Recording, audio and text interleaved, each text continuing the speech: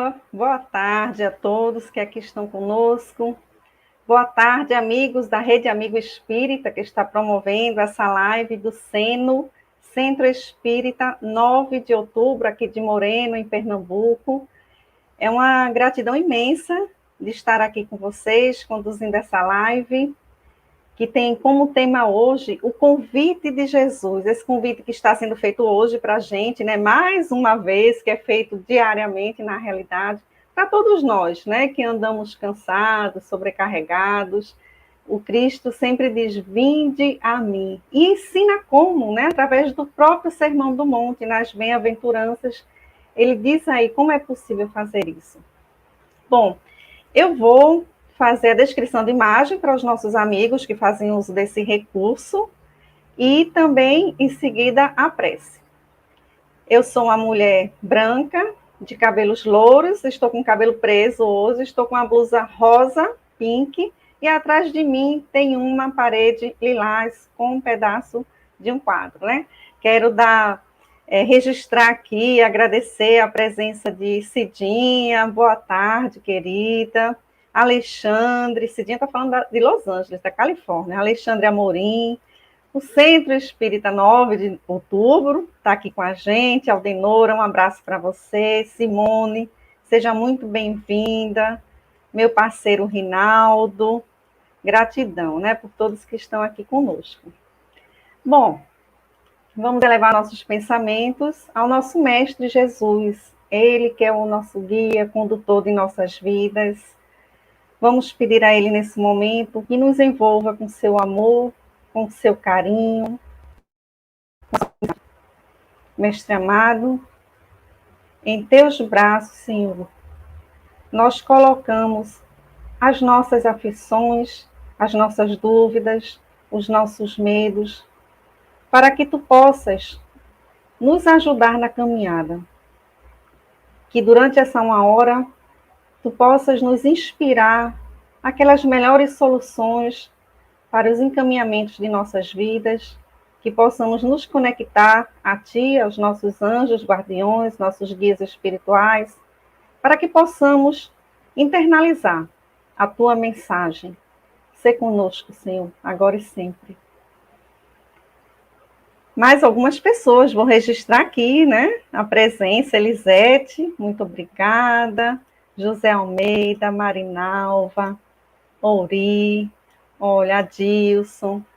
Muito bom. Vamos em frente, vamos estudar, que o tema requer muita reflexão. Maria Aparecida, de Porto, Portugal. Que bom.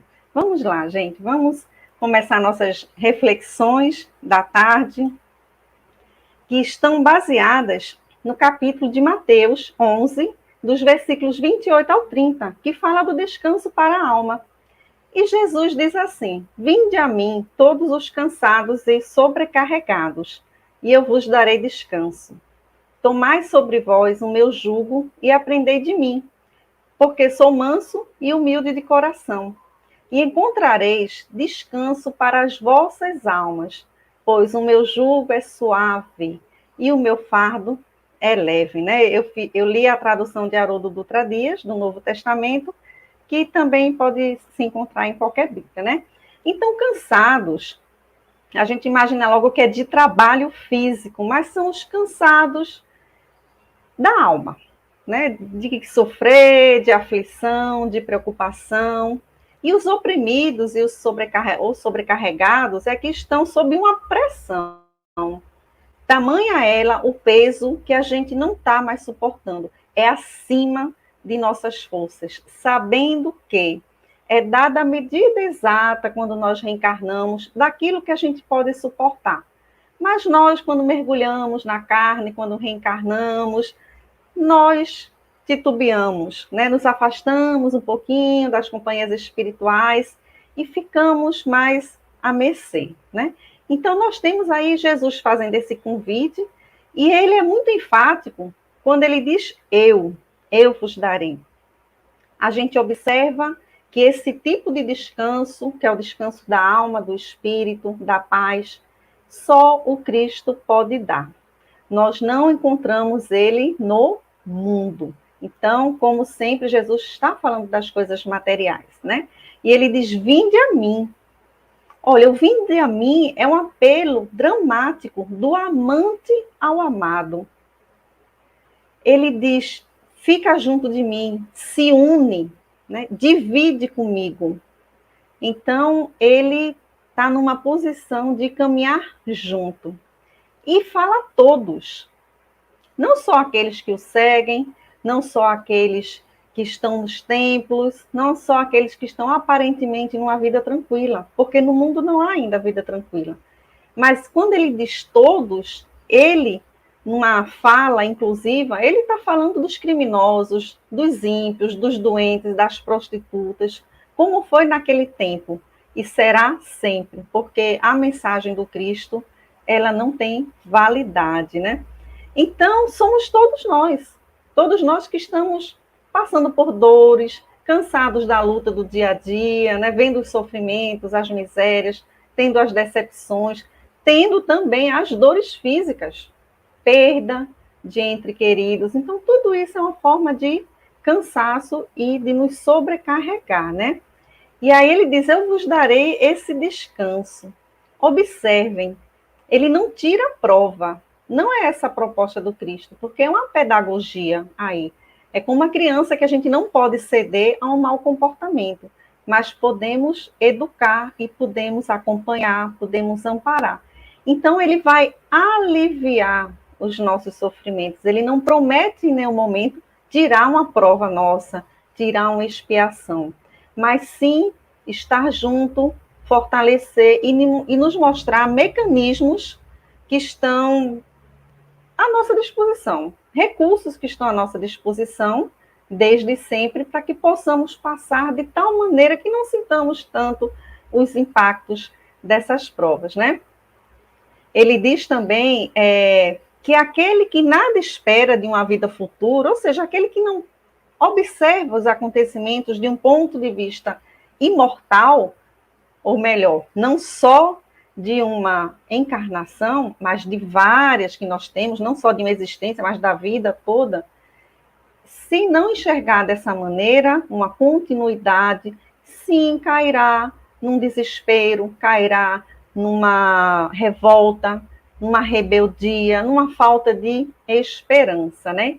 Então, por isso que é importante aqui, quando a gente fala de aflição, a gente falar que quem não tem esse tipo de espera no sentido de aguardar algo bom, no sentido que os hebreus conheciam muito bem, o esperar por um lado positivo, de que Deus iria recompensar, de que Deus iria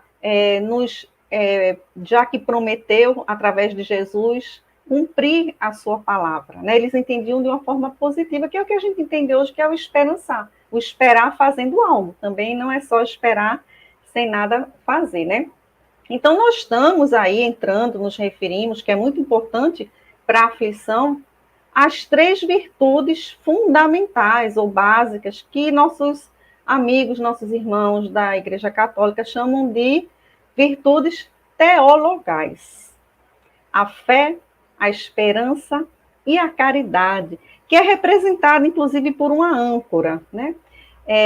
A gente encontra, muito interessante, essas 3 virtudes sempre juntinhas na Revista Espírita, de 1862, na mensagem Temor da Morte, do Livro dos Espíritos, questão 941, as 3 estão juntas, e no próprio Evangelho segundo o Espiritismo, no capítulo 19, nós encontramos, inclusive, a fé é mãe da esperança e da caridade.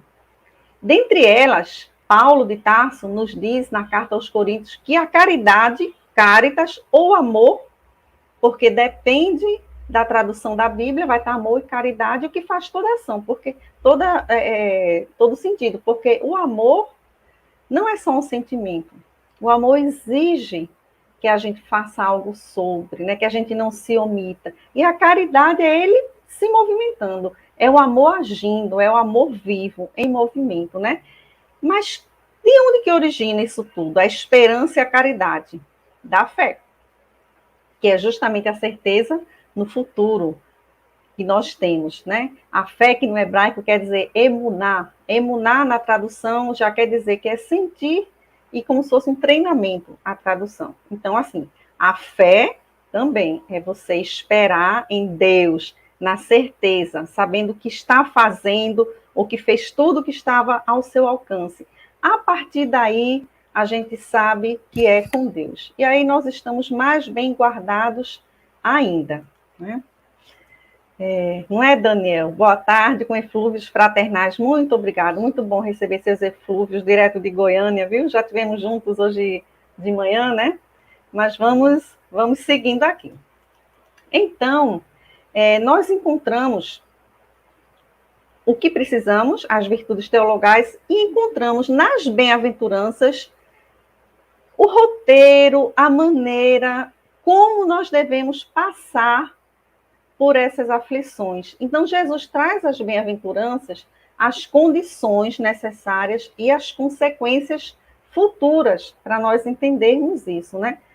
Todos os sofrimentos encontram consolação na fé no futuro, de que tudo vai passar, de que tudo tem um motivo e que nada se acaba com a morte física, que tudo tem um ciclo, né? E que a alma, o espírito sobrevive a todos esses ciclos, né? Então, meus amigos, Jesus diz assim: tomai sobre vós o meu jugo e aprendei de mim, porque sou manso e humilde de coração, e encontrareis descanso para as vossas almas, né? Por que sou manso? Então a gente vê, o manso é o quê? É o pacífico, é o calmo, o tranquilo. Essas virtudes que foram originadas da fé, outras virtudes saem da fé, elas dão um resultado. E o resultado disso é a serenidade. A serenidade é a característica daqueles que se encontram dentro dos desígnios de Deus, convictos da solução, convictos da vitória, da paz legítima. Então, por isso que Jesus diz: bem-aventurados os mansos. Os mansos não se afobam, porque ele sabe que tudo está sem controle. Ele sabe que se perder aquela serenidade, aquela tranquilidade, o que vai tomar conta é o desespero. O desespero que nos faz agir irrefletidamente, numa desordem mental, num nervosismo, sem conseguirmos concatenar as ideias, sem conseguirmos fazer uma linha que ligue todos os pontos para poder solucionarmos, né? E bem-aventurados os pacificadores, porque eles serão chamados filhos de Deus. Os filhos de Deus já estão cumprindo a obra de Deus. Os pacificadores, então, ele já está pacificando. A própria fala do Cristo diz isto, já está agindo. E isso só é possível justamente com a mansuetude, né? E Jesus vai à frente dizendo: e humilde de coração, além de manso. Primeira das bem-aventuranças, humildade, né? Aquele que se humilha diante de Deus. Deus está acima, mas ele sabe que não está acima de ninguém. Ele sabe exatamente o lugar dele. Humilde não se ofende, porque ele sabe do seu valor, mas ele não tem arrogância para jogar isso no outro, para entrar numa contenda, para se defender. Ele não tem essa necessidade, por conta de saber exatamente qual é o lugar dele. Não é melhor nem pior do que ninguém. E sempre, em relação a Deus, ele se coloca como aquele que se resigna e que atende, que observa, que é obediente, né? Quando fala humilde de coração, no coração, para os hebreus, era onde se encontrava tudo, era de onde saía tudo. O pensamento, as emoções, o caráter, o sentimento. Então, a humildade, ela se materializa de várias formas. No pensar, no sentir, no agir. Sempre realizando, né? Então, só assim, com a humildade, é que a gente avança para as outras bem-aventuranças, é que a gente é capaz de cumprir a nossa missão. Porque todos nós, no menor, maior grau de nível de complexidade, de hierarquia, de visibilidade. Temos uma missão, viemos com um propósito. E para Deus o que importa é a gente cumprir esse propósito. Não importa se ele é grande, se ele tem visibilidade, se ele é reconhecido, se não é. Isso não tem importa, né? Não importa. É como Maria Teresa de Calcutá diz, é com nós e com Deus, e não com o outro. Né? O outro não precisa estar envolvido no que nós estamos fazendo. E o Cristo fala desse descanso do Espírito. Quem tem esse descanso do Espírito é aquele que está vivendo realmente. O que é viver? Realmente vive. É aquele que está vivendo pelo Espírito. Ou seja, ele está no mundo, ele age através do mundo, através das coisas materiais, mas a prioridade é sempre das coisas espirituais e pelas coisas espirituais, né? Então, esse descanso do mundo é um descanso que, digamos, o dinheiro pode oferecer, talvez, um conforto, sim, pode oferecer objetos, aquisições, heranças, pode sim, o mundo pode nos entregar isso, mas temporariamente, e não sabemos até quando, porque as coisas materiais são empréstimos que Deus nos traz, e essas coisas materiais, elas mudam de mão. Então, hoje eu posso ter toda a possibilidade, todo um conforto material, financeiro, econômico, mas eu posso não ter amanhã, um dia depois. Se assim apraz a Deus, que vá para outras mãos por algum propósito. Né? Então, esse tipo de descanso do mundo nos leva ao egoísmo. Por medo de perder, a gente vai acumulando, acumulando, vai ficando só para a gente, né? E o coração vai ficando preso. E aí é o perigo, porque onde está o seu coração, está o seu tesouro, né? Então, essa paz é a paz de você andar em consonância com as leis naturais ou as leis divinas. É a paz do dever cumprido. Se eu tenho como dever tarefas simples no dia, à noite eu vou dormir, eu estarei em paz. Essa paz, essa lei natural, lei divina, é a lei do amor. Né? E aí o mestre diz que encontrareis descanso para as vossas almas, com ele. E a gente lembra o quê? Que quando Jesus esteve aqui conosco na Terra, sua passagem durante aqueles 36 anos aproximadamente, ele serviu o tempo todo à humanidade. Ele se fez de maior de governador do planeta, guia e modelo da humanidade, ele se fez o mais humilde dos servos. Ele cuidou de todas as coisas. Ele curou cegos, ele curou paraplégicos, ele multiplicou pães, acalmou tempestades, transformou água em vinho, ressuscitou Lázaro, a filha de Lázaro, Jairo também.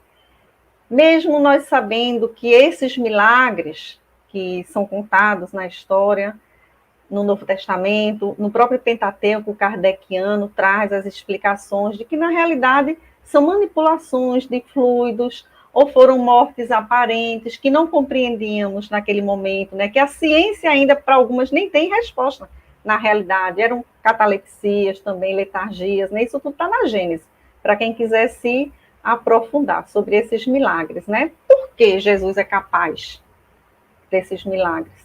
Ele disse, vós sois deuses, podeis fazer o que eu faço e até mais.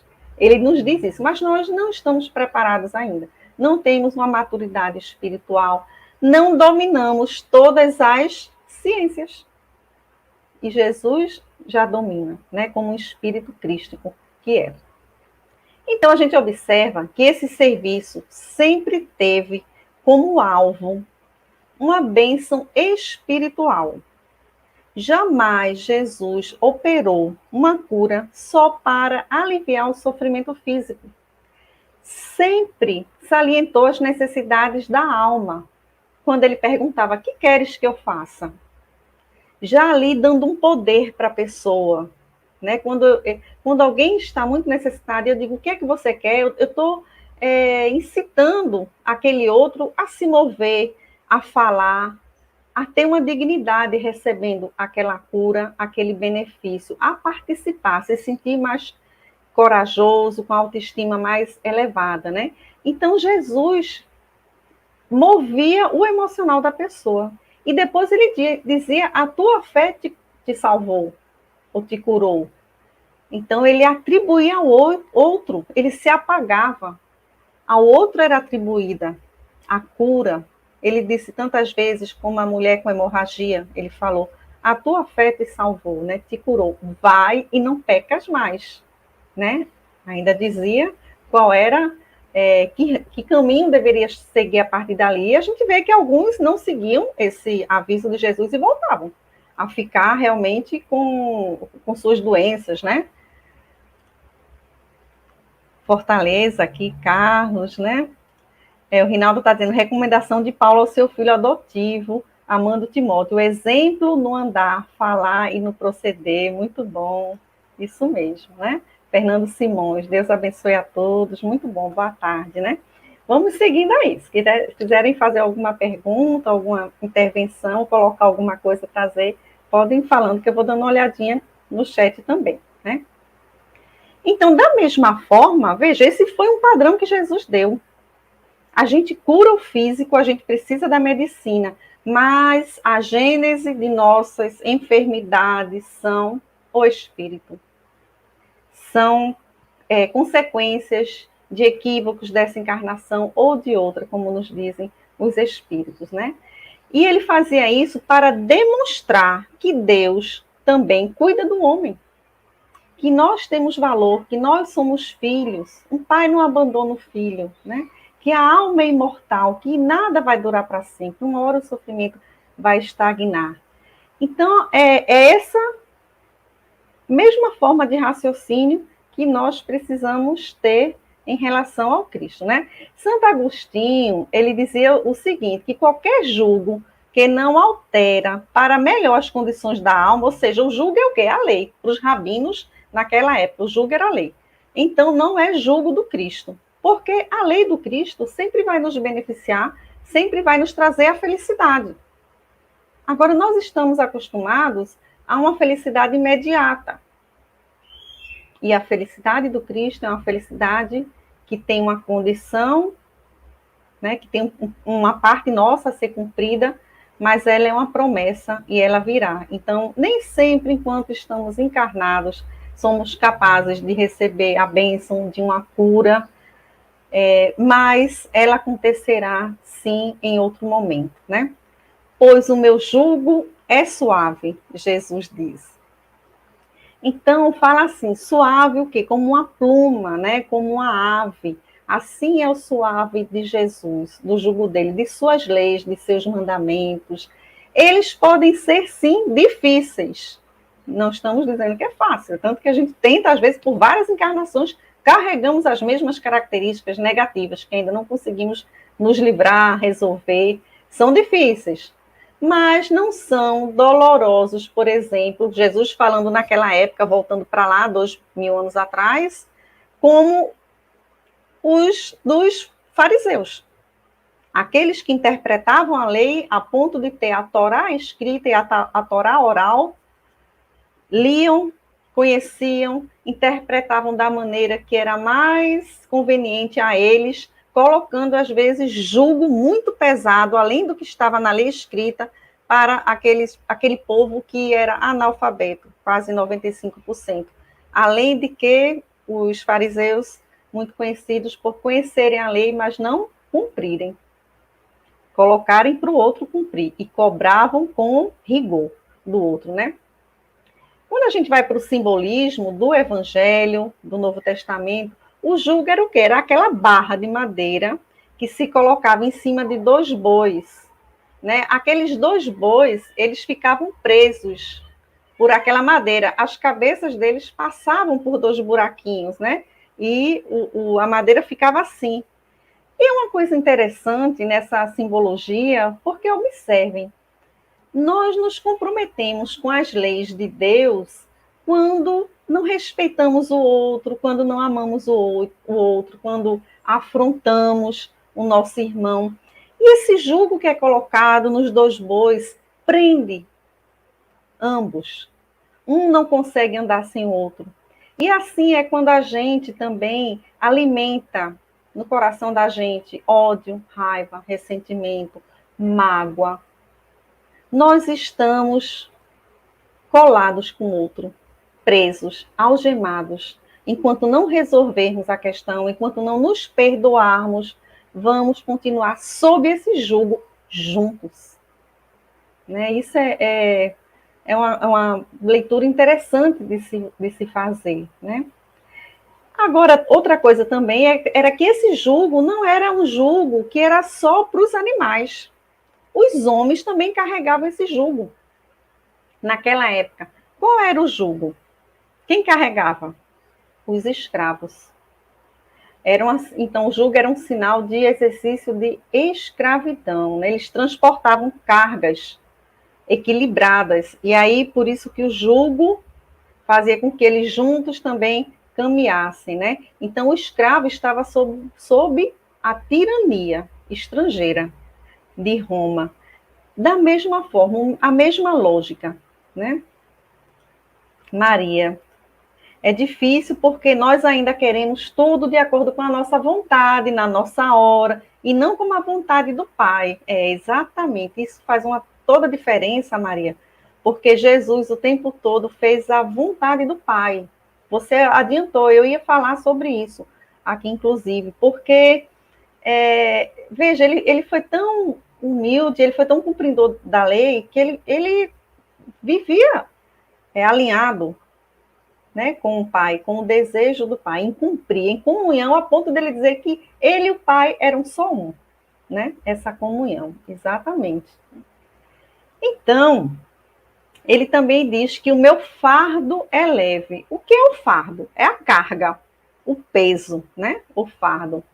Jesus comenta o fardo em Mateus, quando ele diz, Mateus capítulo 23, de 1 a 5, quando ele diz que os escribas e os fariseus, os escribas, eles escreviam, mas eles também interpretavam a lei, tá certo? Não eram só os fariseus, não. Aí, quando ele disse o seguinte, nesse capítulo, que os escribas e os fariseus sentaram-se na cadeira de Moisés, ou seja, estavam ali como um legislador, né? Assumindo aquela posição de legislador, legislando sem fazer, ou seja, falta de coerência. Tudo que Jesus tinha, tudo que Jesus falava, fazia, que fazia, falava, né? Então, eles amarravam os fardos pesados nos ombros dos outros, nos deles não, né? E aí, nos dias de Cristo, naquela época, aquele povo pagava um imposto muito pesado. Também era essa analogia que Jesus estava fazendo para as pessoas compreenderem, né? Os romanos deixavam os bens dos pobres, ficavam todos para o imposto, praticamente, né? Através de decreto. Então, Jesus lança seu apelo a essas almas que estão com peso muito grande, para eles entenderem o que é. Eles não achavam ruim altos impostos, né? Ter que o tempo todo estar prestando contas, e aqueles publicanos que cobravam os valores a mais ainda, o que quisessem, né? Então, estavam atrelados a essa carga. Não tinha como fugir. Então, Jesus faz essa analogia da gente querer a libertação nesse sentido, né? Então, seu jugo, o de Jesus, é grandemente benéfico. Ele é benéfico. Ele é útil a nós. Por quê? Porque ele faz com que nós saldemos os nossos débitos passados, por exemplo, de nossas outras encarnações. Nos liberta da escravidão de nossos erros. Então, ele é útil. E aí a gente pode avançar para a nossa felicidade. Ele é bom de suportar. Por que é bom de suportar? Porque com Jesus ele se torna mais leve, realmente. Porque a partir do momento que nos conectamos com o divino, nos alinhamos com as leis, cada vez mais vamos sendo mais amparados, cada vez mais as questões materiais vão menos nos atingindo. menos tendo impacto sobre nós. Então, o que parece ser uma prova muito grande para quem está olhando de fora, às vezes para a pessoa ela está numa relativa paz, né? Por causa da maneira como ela está enfrentando aquela questão, com resignação, com tranquilidade, com confiança, né? Até com uma certa alegria. Então, fala também que é confortador. Por quê? Porque nos faz bem.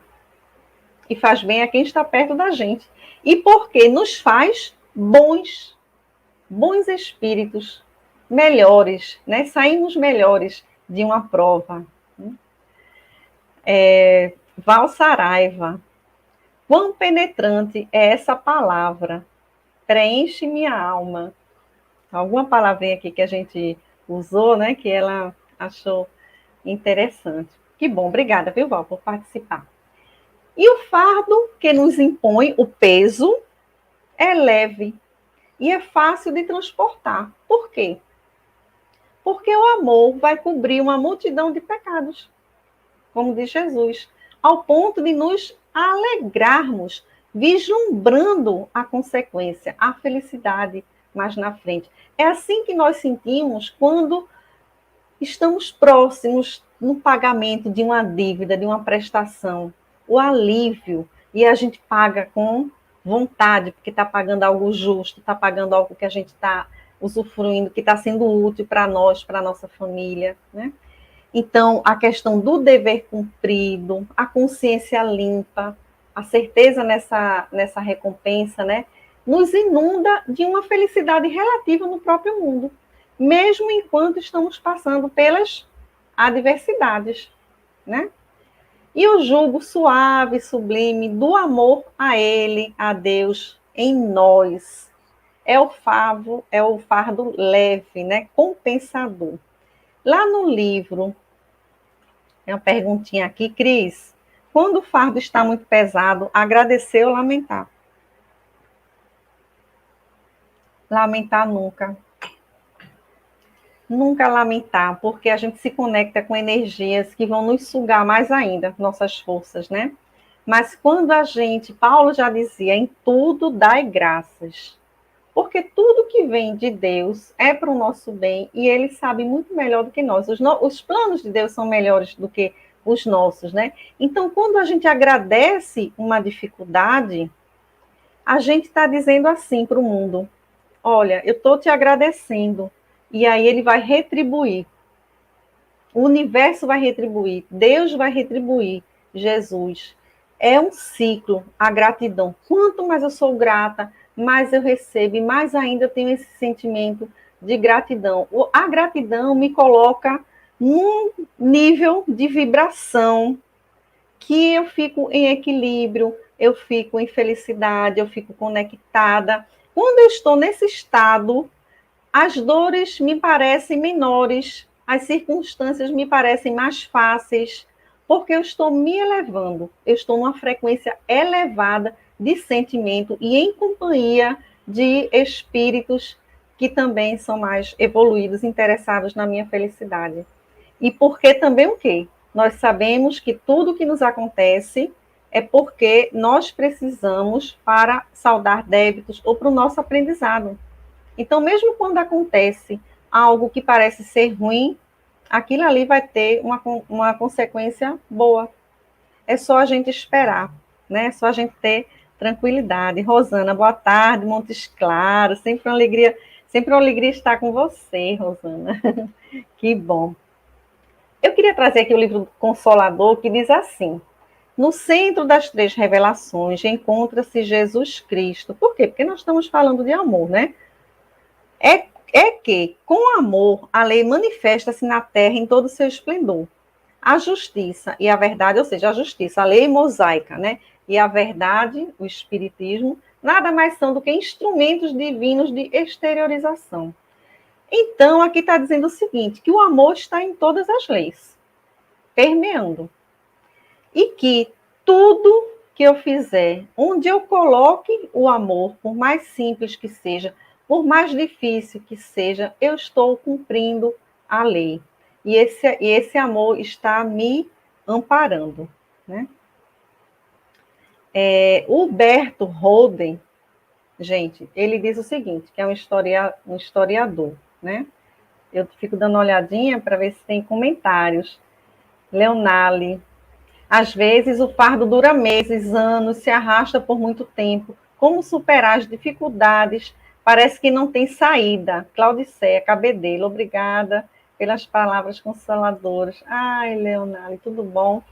Olha, é o seguinte, quando a gente está na tempestade, eu vou trazer aqui Pedro, tá certo?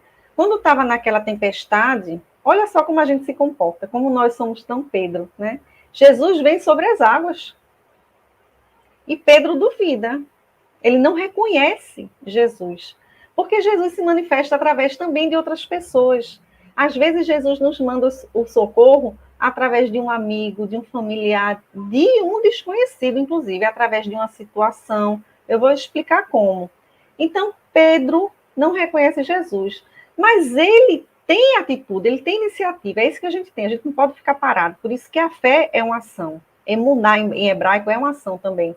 Ele diz, Senhor, se és tu, manda que eu ande sobre as águas. E Jesus diz, venha, dá o poder a ele. Nós temos esse poder. E Pedro vai, e Pedro chega a ser o segundo homem que andou sobre as águas. Depois do Cristo, ele andou sobre as águas. O que acontece, Leonali e amigos?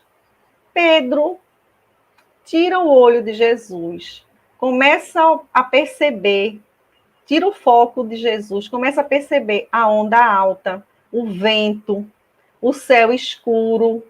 E o que acontece? Quando a gente deixa de lado Jesus, tira o olhar dele e coloca nos problemas, nas tormentas. Ficamos focados no problema. Ele afundou. Ele se afastou de Jesus, né? Quando ele afunda, Jesus diz, homem de pouca fé. Jesus disse qual é o motivo. Perdeu a fé porque tirou o foco de Jesus. Como é que Pedro deveria se manter para continuar andando sobre as águas e chegar no seu destino? Focado em Cristo. Como é que a gente fica focado em Cristo? Quando a gente ora, quando a gente lê algo edificante, quando a gente assiste uma palestra, quando a gente faz um trabalho no bem, quando a gente cumpre as obrigações da gente, mesmo que relacionadas ao trabalho, ao mundo, mas cumpre com amor, ou seja, cumpre com responsabilidade, com respeito, com cuidado, com esmero. Quando nós procuramos companhias boas, quando nós escutamos boas músicas. Então, o que falta é nós nos sintonizarmos com Jesus e com o bem, e com o que é bom e com o que é belo. Não vamos perder nosso tempo nos sintonizando com as coisas que têm baixa frequência, né? Vibracional, tipos de música, por exemplo, né? De leituras que não são programas, que não trazem só violência.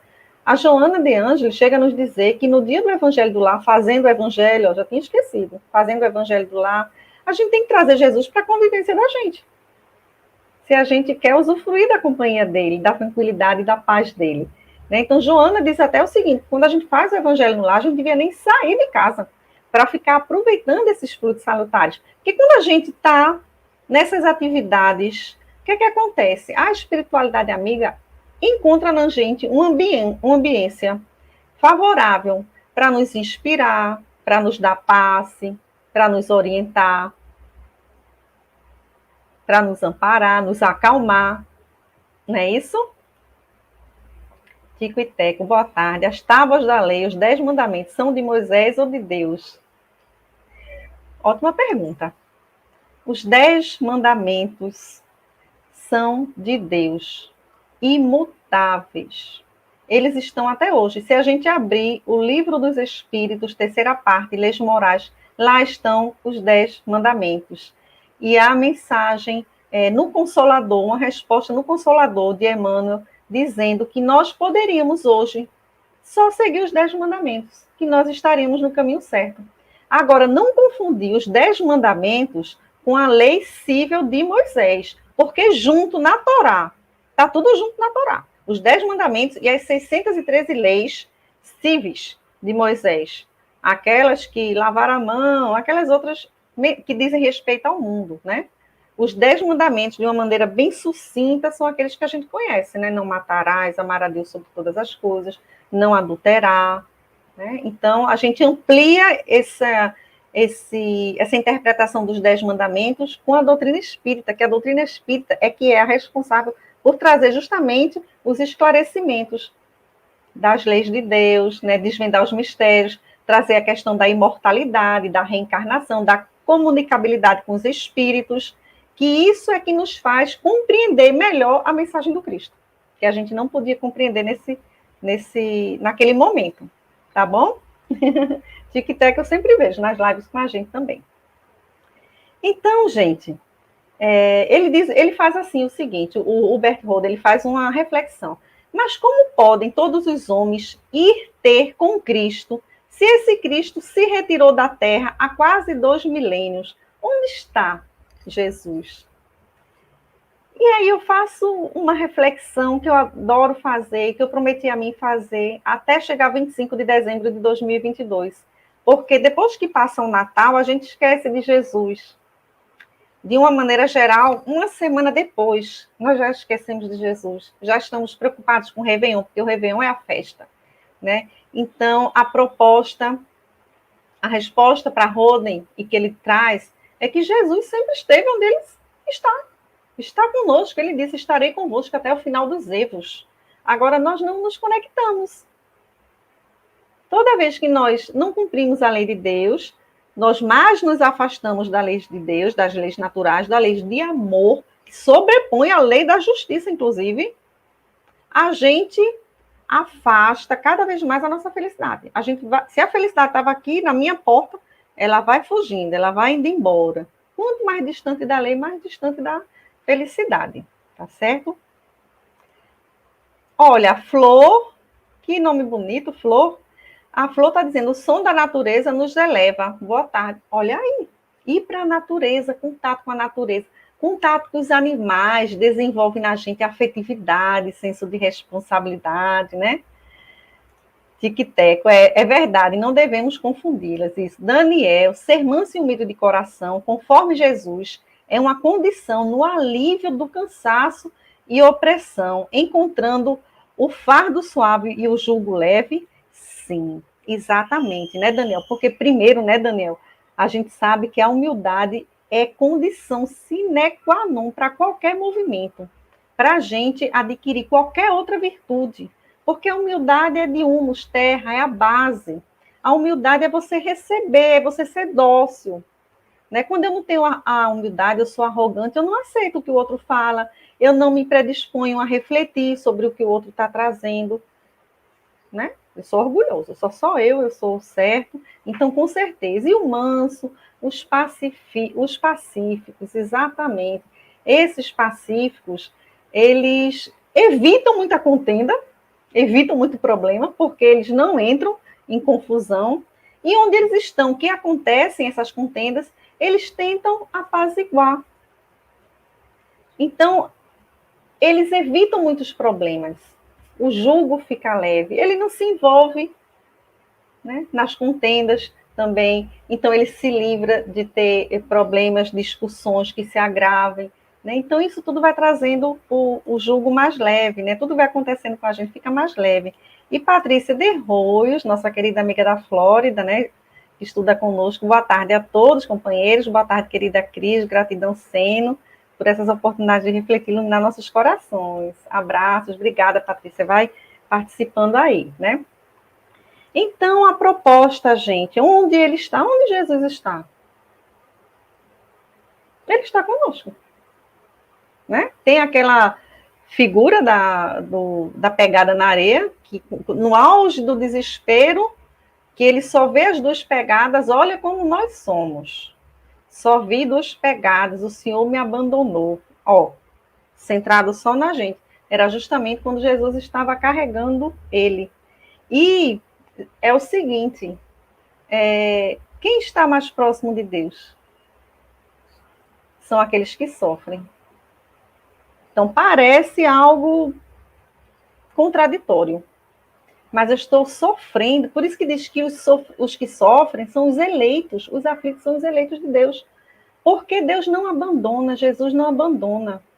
Se eu estou no sofrimento grande, pode ter certeza que eu estou sendo cuidada pelos benfeitores espirituais, pelo anjo da guarda. Eu estou mais próximo de Deus, porque Ele cuida de nós, né? Então, é importante a gente saber disso. Não é o contrário. Estou sofrendo porque Deus me abandona. Não, eu que abandono, eu me afasto. Mas mesmo assim, eu não sou desamparada. Vamos lembrar da ovelha perdida. A ovelha perdida se afasta, Jesus deixa as outras, vai lá, que ele era o bom pastor, ele é. Traz a ovelha nos braços, ele não ralha com a ovelha. Ele traz aquela perdida nos braços. Lembremos do bom samaritano. Os bons samaritanos somos todos, o filho pródigo somos todos nós que nos afastamos da casa do Pai, de Deus, do amor dele. Nos afastamos, sofremos.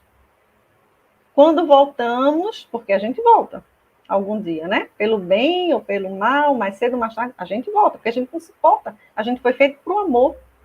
A gente foi feito para a felicidade. Então, a gente cai em si em algum momento. Quando retorna, o que é que aquele pai faz?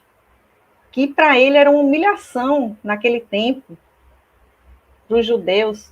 Um filho sair, o filho não voltava nunca mais para casa. O pai não só o recebe com amor, com felicidade, com alegria da festa. O pai não deixa ele terminar o percurso, vai ao encontro dele receber o filho. Aquele filho que estava equivocado. É recebido dessa maneira. Né? Então, sempre a misericórdia de Deus vai ter com a gente, né? Vai nos tranquilizar. Então, o Roden, né, nessa reflexão dele, diz o seguinte: uma só coisa é necessária. Aí presta atenção agora. Um ingresso para dentro de si mesmo, o contato direto com o elemento divino dentro do homem, a alma, o descobrimento do Cristo interno. Só isso pode nos salvar. Por isso que Jesus disse, eu, no imperativo, só através de mim, né? O Emmanuel, né? O Deus conosco, o Deus dentro de nós, e isso é feito de tudo que a gente conversou, né? Que a gente explicou para a nossa amiga. A maneira como a gente se relaciona com as pessoas, as leituras edificantes, o evangelho no lar, a meditação, né? Essas coisas é que nos conectam com esse Cristo interno, que está dentro de nós, esperando para eclodir em alta potência. Somos deuses, realmente, né? A Laide, nossa, tão confortante essas palavras, caiu até um cisco aqui. Caiu no meu também, viu? Não sei se vocês perceberam, eu até embarguei a voz. É Jesus, né? Ele tomando conta da gente. É o sentimento, evangelho é sentimento, e isso é a gente estar sentindo Jesus com a gente. Quando a gente fala nele, onde um ou dois estiverem reunidos, ali eu estarei no meio. Olha, Jesus, ele diz no meio, entre a gente. Não é perto não, nem observando, nem é... Não, no meio da gente, né? Não que quem ore sozinho, porque isso que a gente está fazendo aqui, gente, é um tipo de oração. Orar não é só se trancar no quarto e falar algumas palavras em direção a Deus. Quando a gente está aqui trabalhando, a gente está refletindo, nós estamos em oração. Quando estamos trabalhando na faculdade, estamos agindo dignamente, nós estamos trabalhando, estamos orando. O trabalho é uma das formas mais dignas da gente orar, né? E homenagear a Deus. E aí ele pergunta o seguinte também: e quando o homem se encontra com esse Cristo eterno, né, e interno nosso, o que acontecerá? A gente vai se libertar do sofrimento, vai jogar para fora a nossa cruz, sacudirá o jugo da vida, ou seja, quando a gente se realinhar com esse Cristo, a gente se encontrar, se achar, estar em paz, né? Aí, o homem continuará a carregar a sua cruz, porque é sua. Então, o fato de eu estar levando uma vida mais convertida, convergendo para o Evangelho, para Jesus, não quer dizer que eu não vou ter mais problemas. Pelo contrário, aí é que vem o testemunho. Eu tenho que provar se eu aprendi mesmo, né? Se eu compreendi, se eu estou fazendo, né? Então, Jesus, por isso, diz que nos aliviará. Ele não vai tirar o fardo, né? Vai nos fortalecer, vai amenizar, vai nos dar paciência, fé, esperança e caridade, né? Na vida futura, né? E tudo tem um preço, gente. Então, o preço disso é o quê? Enquanto a gente está nesse processo, é a renúncia, é a abnegação, a gente vai sofrer perseguições, a gente vai ser incompreendido. Jesus avisou tudo isso aos discípulos quando eles iam começar a trabalhar, quando eles iam seguir, né? E aí a gente tem que lembrar o seguinte: resignação não é a gente ficar parado aceitando tudo. Resignação é a gente significa coragem e força na voragem do desespero. Então, coragem a gente não encontra, não se vende. E coragem não é ausência de medo. O medo eu vou ter sempre. Agora, o que é a coragem? É eu dizer assim para esse medo: eu vou contigo mesmo. Eu vou enfrentar. Eu vou. A coragem é isso. Vai com medo, mas vai no salto alto. É meio que assim, né?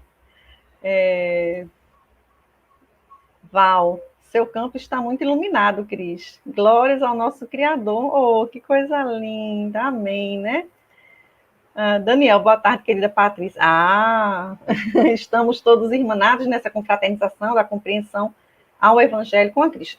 Com Cris e com todo mundo aqui, ó. Com Wilma, que está chegando agora, né? Boa tarde, querida irmã também.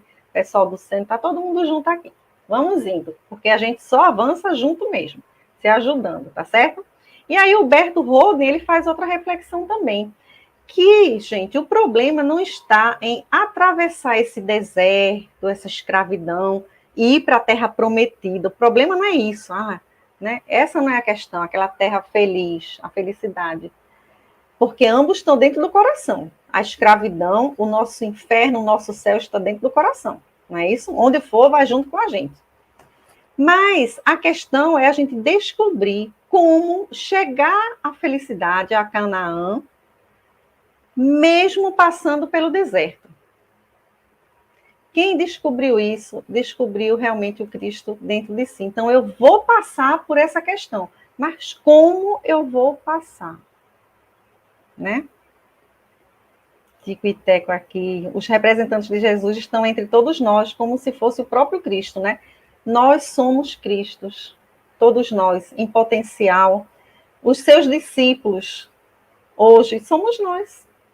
Antes, aqueles que iam para os circos, serem comidos pelas feras, serem mortos pelos gladiadores. Hoje, o testemunho da gente é da gente matar o nosso homem velho, nossos defeitos, nossas imperfeições, nossos vícios. É esse é o testemunho, né? Charles, somos conduzidos a Jesus pela palavra do Cristo através da nossa condição moral. A codificação está ao nosso alcance, só precisamos dar o primeiro passo. Quando dá o primeiro passo, a gente vai embora, porque a espiritualidade amiga nos dá força, né? É isso mesmo. Bom, Emmanuel, já encaminhando aqui para o final, gente, passar rápido, né? Emmanuel diz o seguinte, Emmanuel, com aquele poder, né, de resumir tudo, ele fala assim, em suma, ele mesmo diz em suma, resumindo, é muito doce escutar o vinde a mim. E é verdade, é consolador. Quem não acha bom quando está com um problema, alguém chega assim e diz, vem cá, vem aqui comigo, eu acho que eu posso te ajudar. Eu sei como resolver isso. Patrícia, hoje nosso testemunho é o de dar o exemplo também. Aí a gente dá o exemplo e servir, sendo úteis a todos. Exatamente. Então, é muito bom a gente escutar isso. Mas aí Emmanuel faz uma pergunta. Entretanto, para falar com verdade, já conseguistes ir? Porque observem, está no nosso querer. Jesus está dizendo, vinde a mim, desde a época de Moisés. Jesus co-criou esse planeta. Ele está na primeira revelação. A primeira revelação de Mosaico, os 10 mandamentos, que alguém perguntou aqui, eu não lembro o nome, desculpa, mas por que as leis, os 10 mandamentos são base? É base até hoje. Porque foi Jesus mesmo que mandou os seus emissários ditarem a Moisés, gente. Deus não fala, Deus não tem olho, né? Não é uma figura antropomórfica. Ele não tem. Então, foram os emissários do Cristo que transmitiram a mensagem, porque Moisés era um médium de alta potência, além de um legislador, né? Rinaldo, a gente já vai aprendendo, né? São os espíritos consoladores, exatamente. Então, o vinde a mim a gente acha bom, mas a gente vai? Essa é a questão. Porque com relação à parte de Jesus, a gente não tem dúvida, ele faz. A parte de Deus é feita. Agora a gente vai, a gente diz o que quer. O que queres que eu faça? A gente diz, a gente procura, a gente se movimenta. Então é isso, a gente vai. O vinde a mim, parece que é a gente que está dizendo, Jesus, vem até mim. Ele está dizendo, vinde a mim, sai do teu lugar, anda e vem até mim. Eu estou aqui disponível. Olha os recursos, não estão todos aí? Prece, evangelho no lar, está tudo aí, né? Então essa é a reflexão que a gente tem que fazer. Que a mensagem do evangelho, ela é linda, a gente sabe. A gente vai às lágrimas, né? Mas e a prática? Né? Então, lá no livro Boa Nova, no capítulo Fidelidade a Deus, capítulo 6, diz assim, não achais, Jesus dizendo sobre o tributo, né? Por exemplo, o fardo, sobre o fardo. Não achais enorme o tributo que o mundo exige dos que se apegam aos seus gozos e riquezas? Olha só, não é pesado o preço que a gente paga quando a gente dá valor só ao dinheiro, a conquistas materiais, a gente paga um preço, aquele preço, que tudo tem um preço, né? Se o mundo pede tanto, porque o preço é caro, a gente às vezes perde por conta de priorizar as coisas materiais, perde a família, porque só pensa em trabalho, perde um marido, perde a esposa, né? Deus, se o mundo pede tanto, por que não poderia Deus pedir-nos lealdade ao coração? Olha só, Deus pede coisas, então, espirituais. Mas a gente só quer dar material, né? A gente quer... vamos aqui, Daniel, gratidão a todos por tanto aprendizado tão amável com nossa querida Cris. Amor é você, né, Flor? Gratidão, Flor. Cris, a família Seno agradece a sua participação na live do 69º aniversário do Seno. Gratidão pelo trabalho, luz, esclarecedor. Deus te abençoe. Deus abençoe a nós todos, a todos do Seno pelo aniversário, né? E vai continuar as comemorações, não é, querida Aldenora? Vai ser muito bom, vai ser dia 25, vou anunciar então já, dia 25, né? Vai ser a live especial de aniversário com o Geraldo Campetti. Aí sim vocês vão ter uma palestra, que eu não faço palestra, só converso, né? Mas Geraldo dá palestra, ele é bom. Então vai ser com o Geraldo e vai ter um momento de arte com o Valmir Santos, né? Eu acho que o sobrenome dele é Santos, então não percam, vai ser muito bom, gente. Então eu quero finalizar aqui agradecendo e deixar um poema para vocês, tá certo? De Graça Gonçalves, uma pessoa que eu descobri com esses poemas, vocês podem procurar na internet. E ela diz assim, é bem curtinha. Se te sentires acabrunhado pela ingratidão dos teus, compreende, perdoa, ama, esquece a mágoa, pensa em Deus. Se os desafios te ameacem, frustrando os sonhos teus, se envolva na esperança, continua firme, confia em Deus. E se a dor se fizer presente, fazendo chorar os olhos teus, mesmo com lágrimas doloridas, ora, trabalha, espera em Deus. Então, meus amigos, ora, trabalha, vem antes de esperar em Deus, né? Então é assim que eu me despeço com vocês, deixando esse poema lindo, né? Gratidão pela companhia, pelo convite, uma honra estar aqui, fazendo parte do aniversário do Seno, 69 anos de divulgação, né? Que é a vocação do centro. Gratidão pela companhia de vocês, muito obrigada. Um beijo enorme, fiquem com Deus, viu? Todas as orações para nós e vida longa ao Seno. Um abraço.